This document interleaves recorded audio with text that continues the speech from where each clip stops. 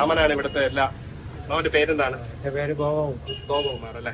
ഇത് എത്ര വർഷത്തെ പഴക്കമുണ്ട് അവിടെ? 80 വർഷത്തിന് മുകളിൽ. 80 വർഷത്തിന് മുകളിൽ പഴക്കമുണ്ട്. 90 വർഷം അടുപ്പിച്ച് പഴക്കം. ഇവിടുത്തെ ചമ്മന്തിയാണ് സ്പെഷ്യലാണ്. അടിപൊളി ചമ്മന്തിയാണ്.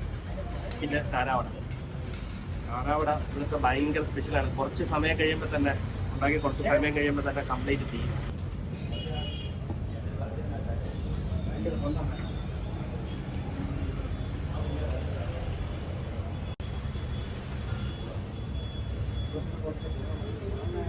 സെറ്റ്